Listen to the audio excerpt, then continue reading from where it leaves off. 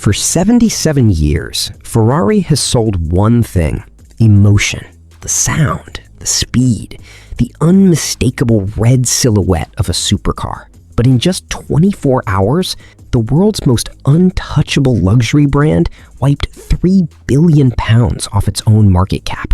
Their stock plummeted by up to 8% in Milan, marking one of the sharpest sell-offs in the history of the company. And the crazy part? It wasn't because of a scandal. It wasn't a factory fire. It was because of a car. A single car that has enraged purists, terrified investors, and might just be the most controversial vehicle of the decade. Welcome to the disaster of the Ferrari Luce, the very first all-electric Ferrari. And today, we're going to break down exactly how this £477,000 luxury toaster caused a multi-billion-dollar meltdown. Let's rewind to Monday in Rome. The hype was unreal. For years, Ferrari had dragged its feet on EVs.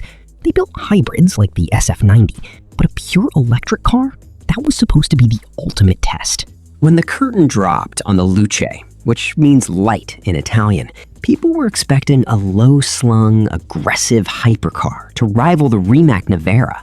Instead, they got a hatchback. The Luce is a 4-door, 5-seat liftback. At over 5 meters long and weighing 2.2 tons, it is officially the biggest and heaviest Ferrari ever made.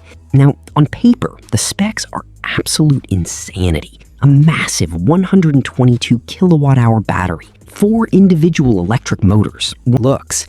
Within hours of the reveal, the internet lost its mind. Why did it look so un-Ferrari? Because Ferrari didn't design it alone. To build the Luce, Ferrari teamed up with Lovefrom, a design studio headed by none other than Sir Jony Ive. If that name sounds familiar, it's because he's the legendary ex-Apple designer who shaped the iPhone, the MacBook, and the Apple Watch.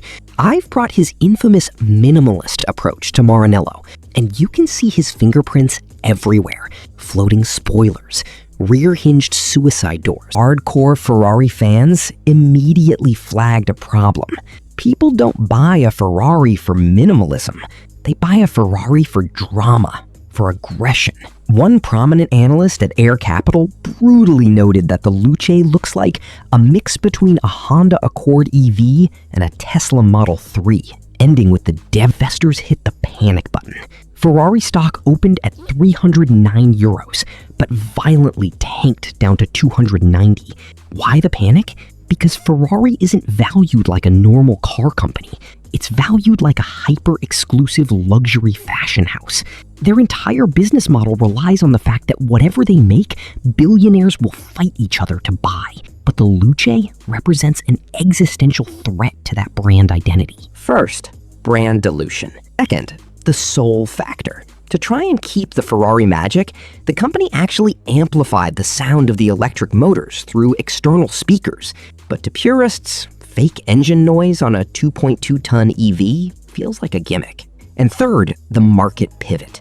While competitors like Tesla are pivoting away from luxury sedans to focus on cheap AI and robotaxis, Ferrari is betting that its prancing horse badge alone can justify a $640,000 electric family hauler. Ferrari CEO Benedetto Vigna defended the car, stating that true leadership requires the courage to dare and take on the challenge of new technologies. And maybe he's right.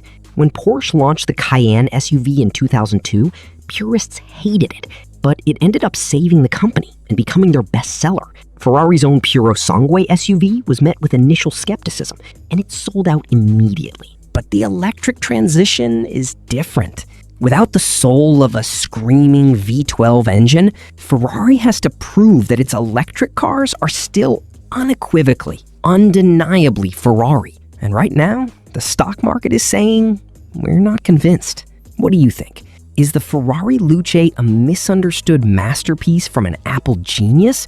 Or is it an overpriced disaster that's ruining the brand? Let me know down in the comments. If you enjoyed this deep dive, hit the like button, subscribe for more automotive breakdowns, and I'll see you in the next one.